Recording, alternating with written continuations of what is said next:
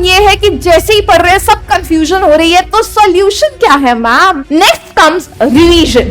Revision करनी है daily. NCERT तुम्हारी गीता है, बाइबल है, इसको गलती से ही मत भूल जाना। मिड टर्म कैसे पढ़ना है, किस चैप्टर में दिक्कत आ रही है, उसको कैसे करना है। Hello my class ninjas, I know mid term exams आपके डोर पर दस्तक दे चुके हैं और आप ये परेशान है कि मैम इतना ज्यादा सिलेबस, शुरू से जब आपने कहा था तब तो हमने पढ़ा नहीं, तो अब क्या करें, अब कैसे इस पहाड़ जैसे सिलेबस को थोड़ी से दिनों में कवर कर सकते हैं।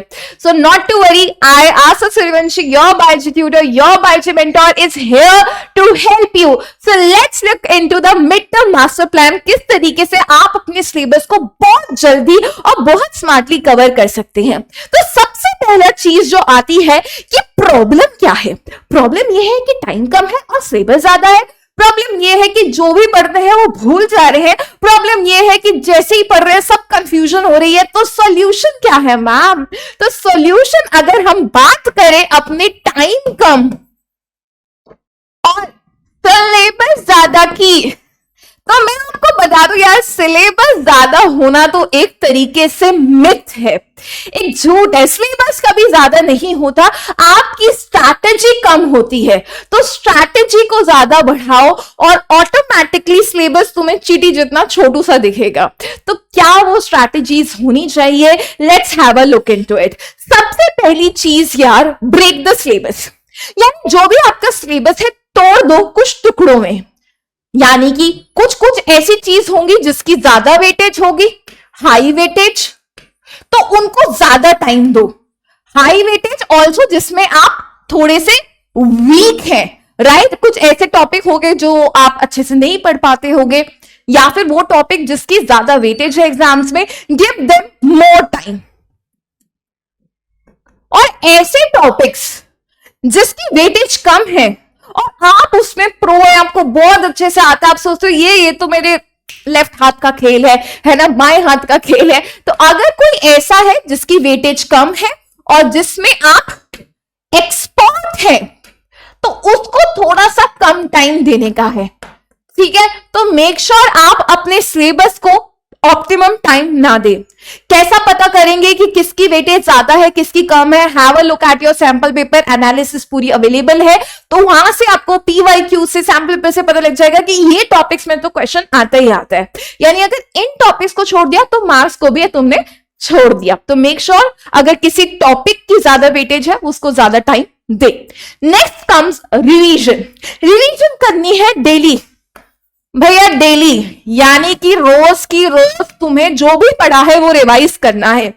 Late me tell you one important tip कि जिस तरीके से आप अच्छे से रिवाइज कर सकते हैं। सबसे पहला, एक्टिव रिकॉल। एक्टिव रिकॉल यानी कि जो भी तुमने पढ़ा है कॉपी को बंद करो, कॉपी को बंद करो एंड इमेजिन करो कोई सामने तुम्हारा दोस्त है या छोटा बच्चा बैठा है और उसको पढ़ाओ। इस तरीके से ये तो पता ही लगेगा कि कहां पे तुम अटक रहे हो, बट ऑल्सो वो टॉपिक तुम्हारी दिमाग में ज्यादा देर के लिए रिटेन रहेगा। तो किसी और बच्चे को इमेजिन कर कर पढ़ाओ। सेकेंड चीज, आप रिवाइज करने के लिए जो सबसे बेस्ट तरीका होता है इज प्रैक्टिस क्वेश्चंस। अब आप कहोगे मैम ये क्वेश्चन मिलेंगे कहां से, कोई किताब खरीद लेंगे इसके लिए? भाई कोई जरूरत नहीं है। आपकी एनसीईआरटी में इंटेक्स्ट में क्वेश्चन है, एक्सरसाइज में क्वेश्चन है, एग्जाम्पलर क्वेश्चन है, PYQ क्वेश्चन है। तो सारे के सारे जितने भी एनसीईआरटी फ्री में अवेलेबल है, कुछ खरीदने की जरूरत नहीं है। Practice as much questions as you can, क्योंकि इससे आपको पता लगेगा कि किस तरह के क्वेश्चंस है, किस तरीके से आपका राइटिंग का तरीका होना चाहिए, 2 नंबर में कैसे लिखना है और 5 नंबर में कैसे लिखना है, कहां डायग्राम्स बनाने हैं, कहां टाइम वेस्ट नहीं करना है, किस चैप्टर की कितनी वेटेज है, सब आपको इससे आइडिया लग जाएगा। तो ये रिवीजन का बेस्ट मेथड होता है। And lastly, one time table hack. देखिए सबकी टाइम टेबल अलग है। कोई बच्चा 5 घंटे पढ़ के जाता है तो भी टॉप स्कोरर नहीं बन पाता है, और कोई बच्चा 2 घंटे ही पढ़ता है और टॉप स्कोरर बन जाता है।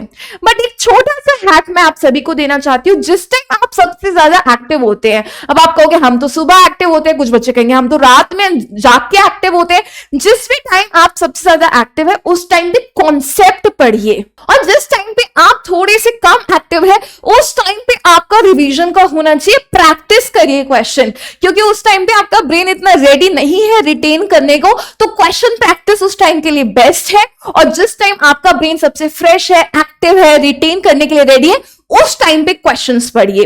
टाइम कुछ भी हो सकते हैं, अपने हिसाब से अपनी टाइम टेबल को आप मॉडिफाई करिए। अब चलते हैं थोड़ी सी आगे, और मैं आपको देनी चाहती हूं एक प्रो टिप अलर्ट। देखिए, सीबीएसई पहले ही सैंपल पेपर को लॉन्च कर चुकी है, ठीक है, तो सबसे पहले बेटा सैंपल पेपर क्वेश्चन को ओपन कर लो, देख लो किस तरीके का क्वेश्चन आया है। इस बार सीबीएसई ने फिजिक्स, केमिस्ट्री, बायो को अलग कर दिया है। 1 मार्क क्वेश्चन है, 2 मार्कर है, 3 मार्कर, 4 मार्कर है, एमसीक्यू भी है, असर्शन रीजन भी है। Have a look at your sample paper as well as previous year question. इनको भूल गए तो मार्क्स भी भूल जाना। एक लास्ट में मैंने तुम्हारे लिए समराइज कर दिया है, फॉलो योर एनसीईआरटी। एनसीईआरटी तुम्हारी गीता है, बाइबल है, इसको गलती से भी मत भूल जाना। अपने नोट्स बनाओ ताकि छोटी जगह पे, क्रिस्प जगह पे सारी चीजें मिल जाए। ऑल्सो बेड से उठो और चेयर टेबल पकड़ो, बेड पे बैठ के पढ़ोगे, थोड़ी दिनों में सोते मिलोगे।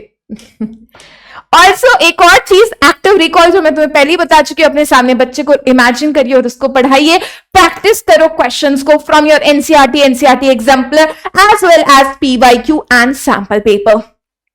सारी की सारी स्ट्रैटेजीज यहां पे समराइज थी। अगर आपके दिमाग में कोई भी क्वेश्चंस है तो please do let me know. Mid term कैसे पढ़ना है, किस चैप्टर में दिक्कत आ रही है, उसको कैसे करना है, कुछ क्वेश्चंस करवाना चाहते हो, do let me know anything in the comment section.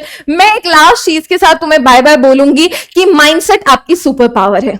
तुम सोचोगे नहीं हो सकता है तो कभी नहीं हो पाएगा, तुम सोचोगे हो सकता है तो सब कुछ हो जाएगा, याद रखना। And with that's it everyone.